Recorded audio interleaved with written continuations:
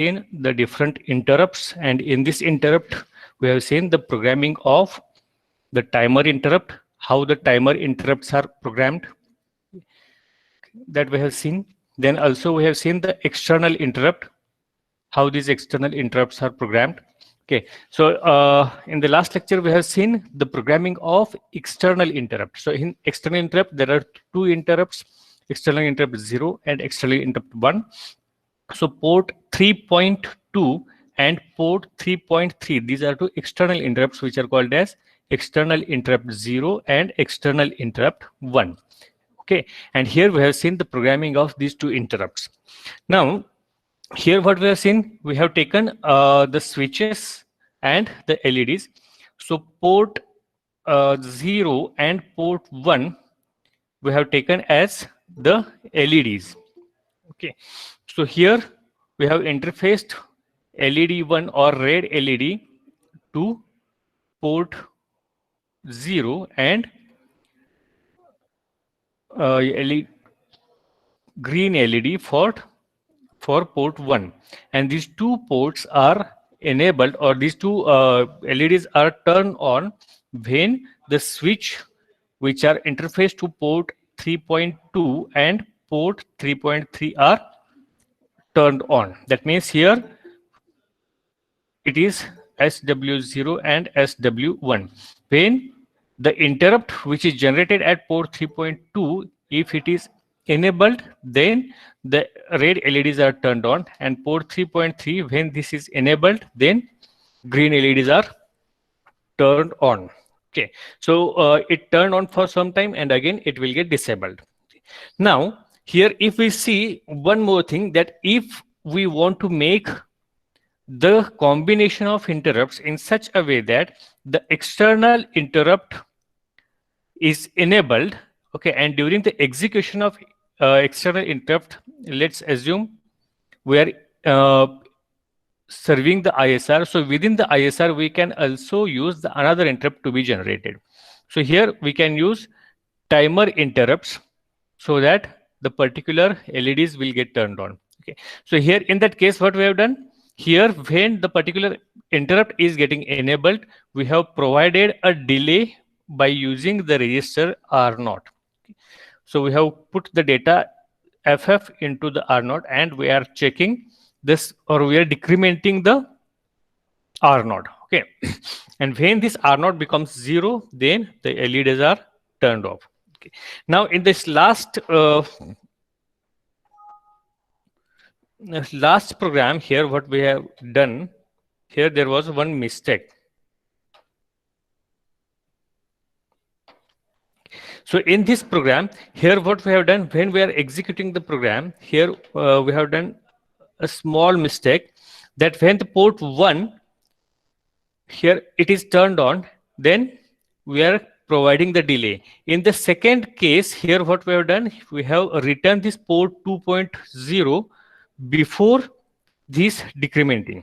Okay, so due to which here when we are executing this program, so when port 0.2 is turned on, the port 1 is getting set, but when we are disabling, so enabling the port 3.3, then this is not getting turned on. Okay, so this mistake has been caused due to the here. So here what we have done, we have moved port 2.0, 00, okay, before decrementing the counter. Okay, so here in this delay, what we have done, we have taken the one register and we have provided the delay by putting the value FF into that register, and we are decrementing the register. And when it becomes 0, then we are turning off the port. So that instruction is written before this DJNZ. That's why that mistake is occurred. Now we will see here. Now when we execute this program at port 0.3.2, so here port 1 is turned on, and when we are using port 3.3, then port 2 is turned on. Okay, And when we are disabling the interrupt, again, it becomes 0. So that was a small mistake which has been done in the last program. Okay. So everybody understood it? Now we will move towards our next topic, that is serial communication. So in serial communication here only we have one serial interrupt, and this serial interrupt is associated with both the operations of serial communication. One is for transfer and one is for receive. So in both these cases, here we are using the interrupt. So when the transfer of the data takes place from SBUF to the external peripheral or external port, at that time, the transfer interrupt has been getting generated. And when during the reception, when the SBUF is full, or when the data is received into the SBUF, at that time, the receive interrupt is getting generated. Okay, already we have seen the programming for this serial transmission and reception. So here this transfer interrupt and receive interrupts are generated, and combinedly together it is used for the ISR. That means as it has only one ISR, we can say that the transfer interrupt and receive interrupt for both the cases, here the receive interrupt generated, or the ISR location which is provided as 0023. So this is the specified location or the ISR location where the program counter will jump. Okay, either the interrupt is getting generated during the transmission or during the reception. Okay, normally in embedded system, when the microcontroller is communicating with the different peripherals and want to transfer the data or the receive the data, in that cases here normally this interrupt is used for receive only. Okay, we can say it is for general purpose. Okay, so this same ISR or the same interrupt can be used for transfer also and for receive also. Okay. But here normally in the case of reception only, this receive interrupt or the serial communication interrupt is generated. For example, okay, or we will give study one case study. Okay, suppose you have the mobile, okay, and here there may be two cases. Either you will call someone, okay, or receive the call from someone. Okay. Now, when you are calling a specific person, then in that case, it is not necessary to wait for the interrupt. Okay. So when you want or you wish to call, in that case, directly you will go to the dialer and you will call a specific person or a particular person. So in that case, here the interruption is not necessary or interrupt is not required for you. Okay. But if anyone wants to call you, in that case, here what happens when anybody is calling you, first he will or your mobile will ring. Okay. Now, after ringing, either you will receive the call or you will neglect the call by making the ring silent or by rejection of the call. Okay. So during the reception of call, here you are getting interrupted by the mobile. Okay. So here, if this mobile is considered as serial interrupt, then here transfer the data or this transfer interrupt is not necessary when we are communicating with the external peripheral. Okay. So here, when we are receiving the data, then in that case, here the receive interrupt is necessary. Okay. Now, there may be one question will get arise. If suppose microcontroller is not, if a microcontroller is communicating with the other peripheral and if want to transfer the data, in that case, by default, you must think that the microcontroller will should get interrupted, okay, for transferring the data. But this will not be the case. Why? Because here the data is available with the microcontroller. So here this data is available with microcontroller, not with the peripheral. So microcontroller, what it will do, it will send the data to that particular peripheral, okay, and send the signal of data reception. So here interrupt is normally used are in the input direction, not for the output direction. So here interrupts are interrupting the internal process of microcontroller or internal execution of microcontroller. Okay. So if suppose during the internal execution, if microcontroller sends the data, then that will not get interrupted by microcontroller, but the data will get transferred to the peripheral. And if the peripheral is ready, the data will get received. And once the data is completely received, then it will send the acknowledgement that will be considered as transfer interrupt. Okay, but here during the reception, here the peripheral is sending the data to the microcontroller and asking the microcontroller to receive the data. So in that case, here this interrupt will interrupt the microcontroller or interrupt the current execution status of microcontroller. So during this reception here, the receive interrupt, normally this interrupt is used for reception of data. Okay, everybody understood it. So during the transmission, the data is getting transferred from microcontroller to the other peripherals. So transfer interrupt is not that much of used, but receive interrupt is used, because when you want to receive the data or microcontroller receives the data, then microcontroller needs to be interrupted for accessing that data. Okay, so normally here the receive interrupt is used in spite of transfer interrupt. Okay, now here what we'll do, we will write one program where we will use port 1 as the input port, or the data is available with the port 1. We will take that data into the accumulator, okay, and then we will transfer that data to the port 2. Okay, so here we are doing two functions. One is taking the data, that means here we will receive the data from port 1, and we will send that data or transfer that data to the port 2. Okay, so two functions of serial communication we can do here. Okay, now see here, when we are receiving the data from port 1, though the port 1 is parallel port, whatever the data which is received from this parallel port, when it is transferred into the accumulator, then from accumulator it will get transferred into the SBUF register. So here it is serially will get transferred to the SBUF, and from SBUF again it will get serially transferred to the port 2. Okay, now we will assume here the frequency for the microcontroller is 11.0592 megahertz. Now why this frequency is required? To set the baud rate. Okay, and by default we'll take the baud rate as 9600. That will be the baud rate which we will take for this program. Okay. Now here first what we need to do, first we need to write org0000 and then I'll jump to the main, okay, or main program somewhere here. Now here why we are doing this ljump main, already I have explained in the last lecture also.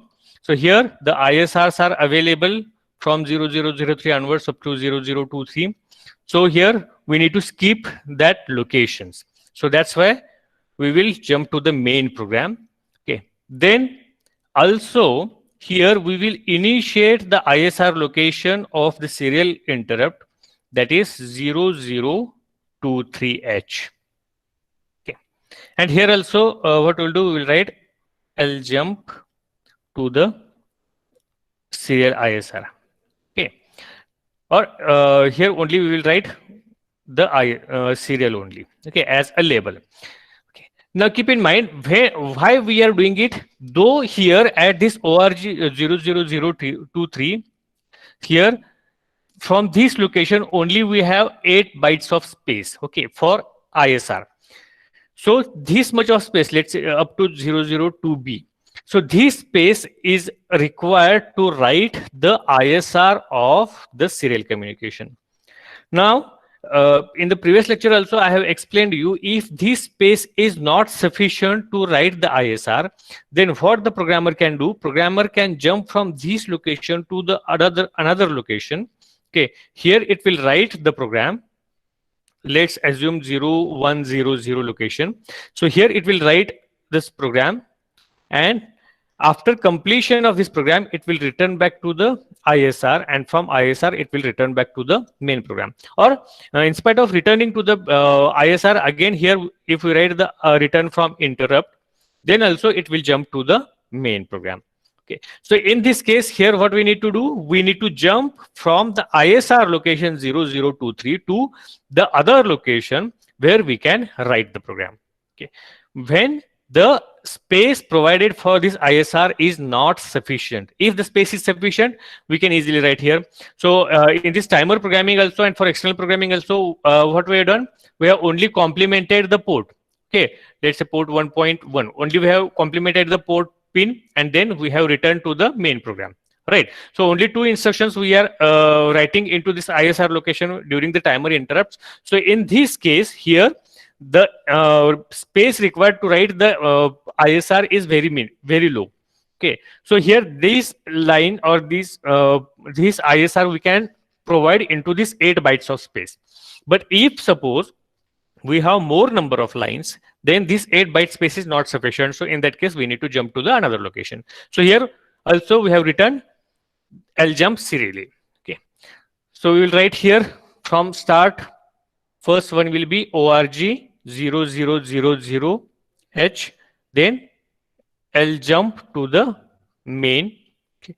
After that, what we have done, we have initiated the ISR location 0023h, and then we have also written ljump to the serial. Okay, so this is the label which is provided for this program. Okay. Now we'll write the main program here. So for main program, here we will start with org 0030h. That will be the space. Now here, while receiving the data, see here in this case, what we have taken here, port 1 we are taking as input port. That means we need to make the port 1 as input port. Okay, so by default, when we are resetting the microcontroller, all the port pins are input pins, and during that case, all the port pins becomes high. Okay, so all the port pins are high during the input stage. If we want to make it as output, in that case, the port pins should be made as low. So for input, it will be high. Then for output, it should be low. Okay, so whatever it may be the status here, what we will do, we will first make port 1 as the input port by moving the contents 0ff into the port 1. So move p1 comma hash 0ffh. So we are making it as input port. So why we are making it as input port? Because during the execution or during the process, here we do not know what will be the status. Okay, if it is resetted, then by default it will be input mode. But if this port is used for some other functions, or before execution of this serial interrupt, if this same port is used for external or any another function, so in that case here the port 1 may be the output port. So here we need to make port 1 as input port. Okay, then here for serial communication also you might have studied during this serial communication also we have seen that here we need to use timer 1 for port. So here timer 1 into the auto reload mode, it is used as it is used for the serial communication. So here we need to initiate timer 1 also by providing the data into the tmod register. So move, what we need to do, we need to set the tmod. Now for auto reload mode of the tmod, here for timer 1, for the upper 4 bits are used for timer 1 and lower 4 bits are used for timer 0. So lower 4 bits are 0000 and upper bits are gate will be 0, then C oblique T bar will be 0, and it is auto reload mode, so bits are 0010. Okay, so here we need to make it as 20h, two more as 20h. Then we need to set the th1 count. So already we have calculated the th1 count during the serial communication. So if we are using 9600 as a baud rate, then the count which we need to load into the th1 is 0fdh. 0 FDH. Now, why we are taking it as 0 FDH? Because the frequency which we are taken for this timer is 11.0592.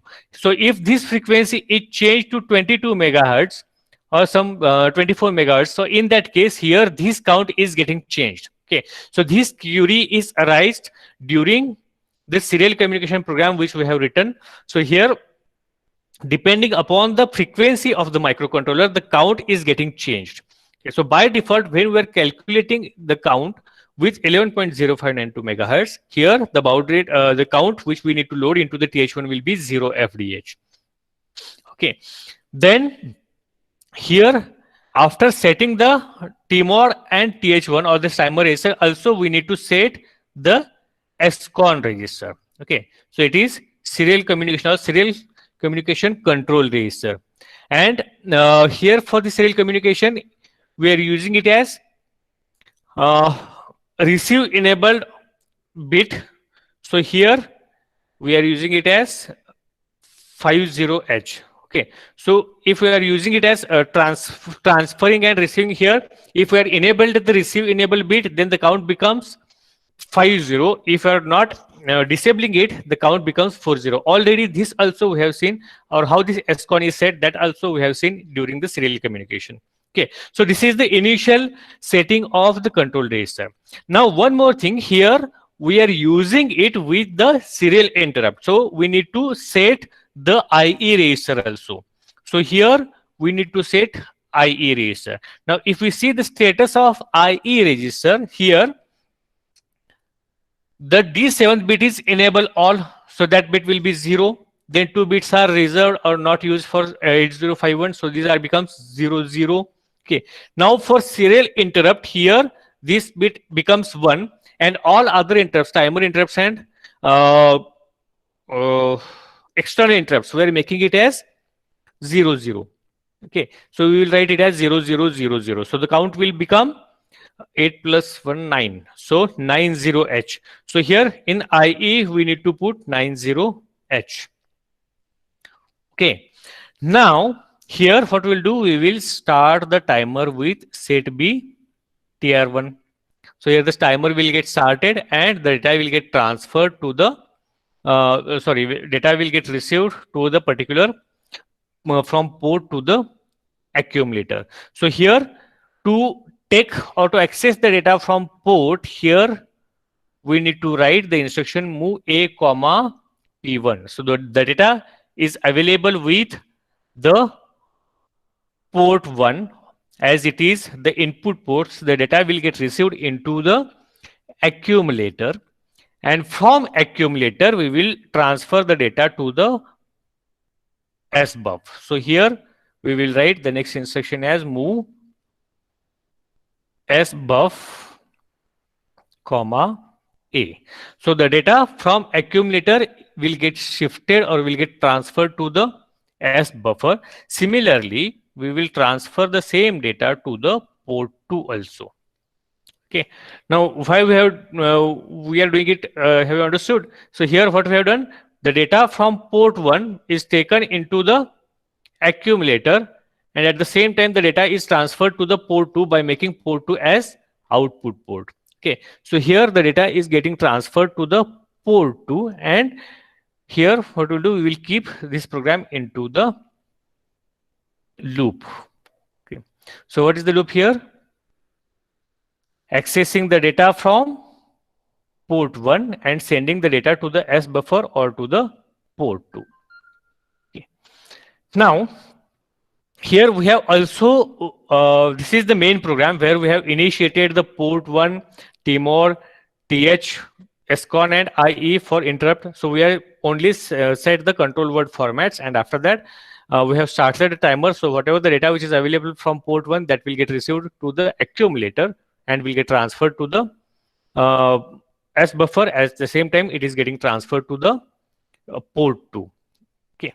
Now here we have also need to write the ISR for interrupt. So here, when the data is over or the data transfer is completed, then the interrupt will get generated.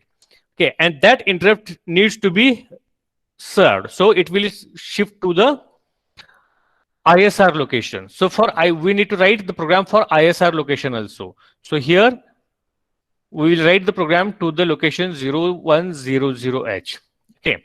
And here the label is serial, because in this previous, here we have taken the label as serial. So we will take the same label here, serial.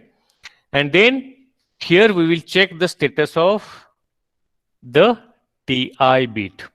Okay. So when the transfer interrupt is uh, enabled, then jump to the next location. Okay. And if it is not interrupt, or if the interrupt is not generated, what we will do? We will move the contents into the accumulator from S buffer. Okay. And then we will clear receive interrupt. Okay. Then we will return to the main program. You have understood it. So when the interrupt is generated, we will check the status of whether the transfer interrupt is generated or not. So if the transfer interrupt is generated, it will serve the transfer interrupt. If the transfer interrupt is not generated, here what will happen? It will serve the ISR of the receive interrupt. So the data from the S buffer will be transferred into the accumulator, and here the receive interrupt will get cleared and it will return back to the main program. So here, if this transfer interrupt is generated, here what we will do? Here we will clear the transfer interrupt, okay, and then return to the main program. Okay, everybody understood it? So here what we have done, into this main program we have set the control word formats, and we have taken the data from port 1 and we are transferring it to the port 2. But in the ISR, what we are doing here, this ISR or the serial interrupt is available with the TI also and RI also. So we need to check the status of TI and RI also. So if suppose the TI is not generated, that means if the reception is continued, so during the reception, the data will get received into the accumulator from the S buffer, and then when the data is over, here the receive interrupt will get generated and that will get cleared and it will return back to the main program. And if suppose the transfer interrupt is generated, in that case here directly when the transfer interrupt is generated, microcontroller will send the data and this transfer interrupt will get cleared. Okay. So during this transfer interrupt, here what the programmer will do, here by default the microcontroller understands that the data is available for the transmission, and it will generate the transfer interrupt, will send the data, and again it will return back to the main program. So microprocessor does not require to do anything during this transmission of interrupt, during the transfer interrupt. But during the receive interrupt, the microprocessor understands that the data received is full. So in that case, here during this reception, when this interrupt is generated, in that case, whatever the data which is available into the S buffer, that data will get transferred into the accumulator, so that S buffer will be free for reception of the next data. Okay, so here the S buffer data will get transferred into the accumulator, and again this interrupt will get cleared. Okay, everybody understood it? Hello? Just turn on the mic and tell me whether you have understood the program or not.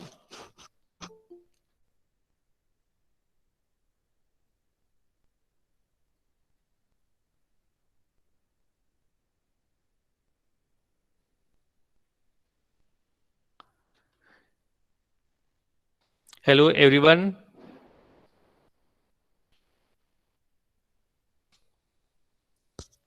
Hello. Yes, sir. Okay. So here in this ISR, here what we need to do, we need to only check the status of TI and RI. So if TI is enabled, that will get disabled. And if RI is enabled, the data which is received to the S buffer, that will get shifted to the accumulator, and again the RI will get disabled. Okay. Now the same program we will write into the kill. So first what we have done here, org 0000H, then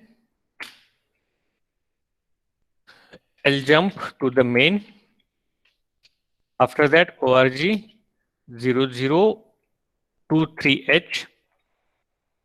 This is for ISR location of the serial interrupt, and here we will write sjump serial.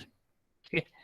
After that, we will write the main program at the location 0030H.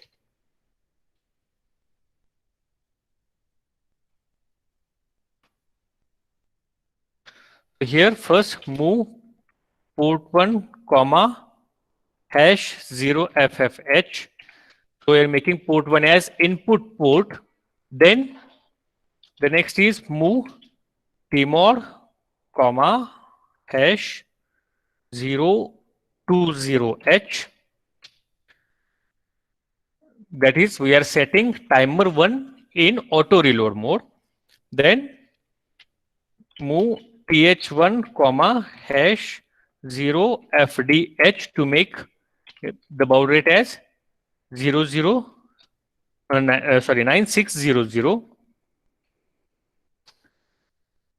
Then for serial communication, we need to enable scon with the data as hash 50H.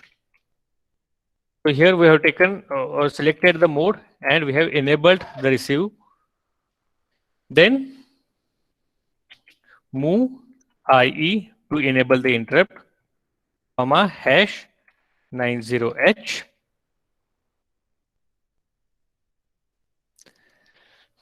Then we will start the timer with set B TR1.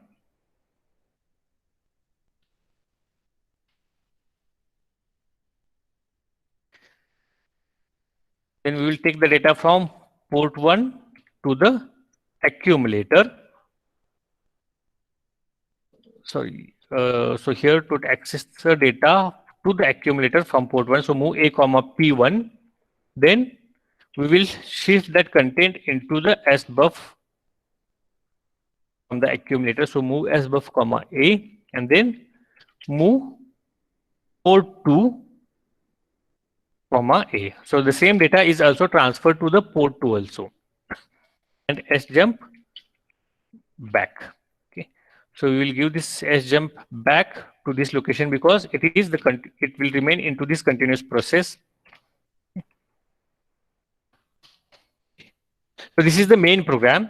Now we need to write the ISR of the serial interrupt. So we will initiate at 0100H to the serial. We will write it as serial. Then we will check the status of TI. So if TI is set, then jump to the next location. If TI is not set or it is cleared, then move. The interrupt will be the receive interrupt, because here whenever it jumps to the ISR or when this interrupt is getting generated, either that interrupt will be transfer interrupt or receive interrupt. So if the status of TI is not set or if this transfer interrupt is not set, what does it mean? The interrupt is receive interrupt. So if it is a received interrupt, then here what we need to do, we need to move the contents from sbuff to the accumulator so that sbuff will be free for next data, and then we will clear receive interrupt and to the return to the main program. Okay. Now if it is TI is set, in that case here it is not receive interrupt. So here what we need to do, we need to clear TI and return to the main program. And this will be the end of the program. Okay. We will save this program with serial interrupt.asm. Now here what we have done in this program, we have made port 1 as input port. We have set tmod, th1, scon and IE register. Okay. Is my screen is visible to everyone? Screen is visible?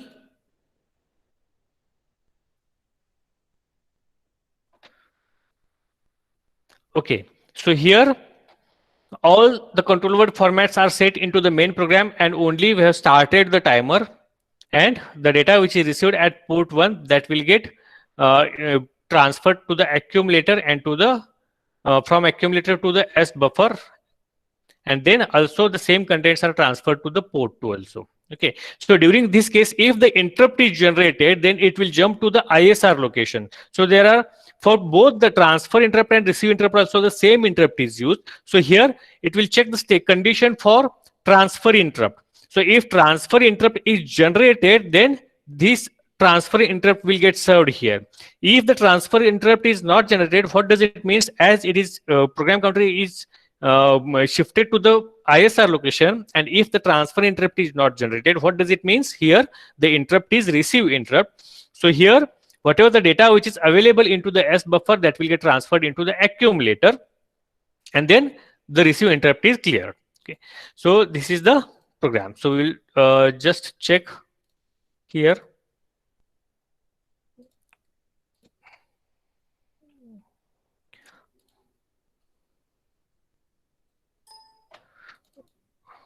org 0000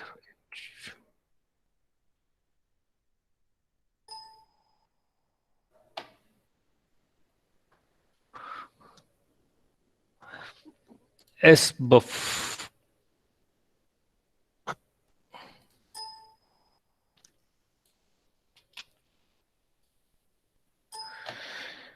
and we will execute the program. Also we need to take the UART. So UART is available here.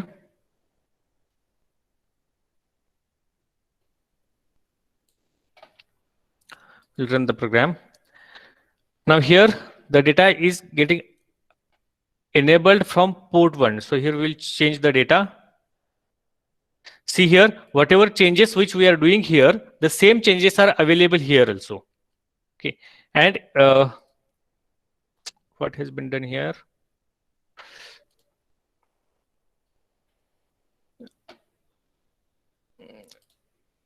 We will open serial window UART.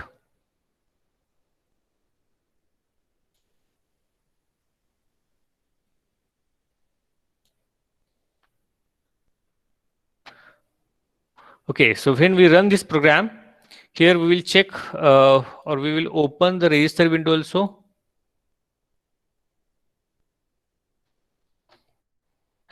So here whatever the changes which we are making into the port 1,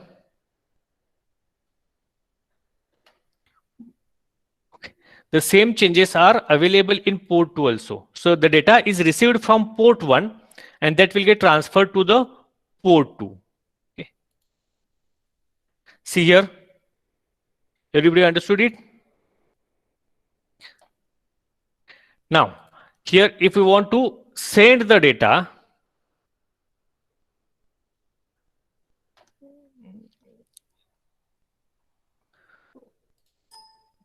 we will try to do the same.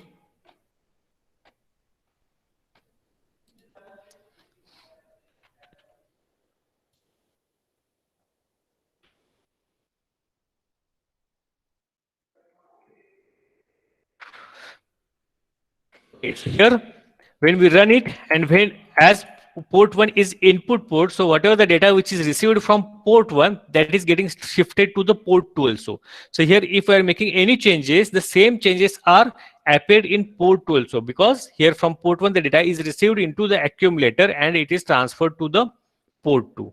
Okay, now see here, the serial receive and serial transmit, both the interrupts are enabled due to the enabling of time serial interrupt. So both these interrupts are enabled. So if the data is received from port 1, then receive interrupt is enabled, and that data will get received into the accumulator, and from accumulator the data is transferred to the port 2.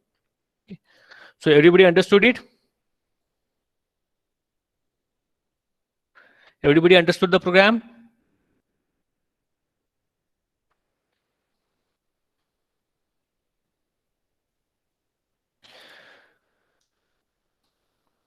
Okay, so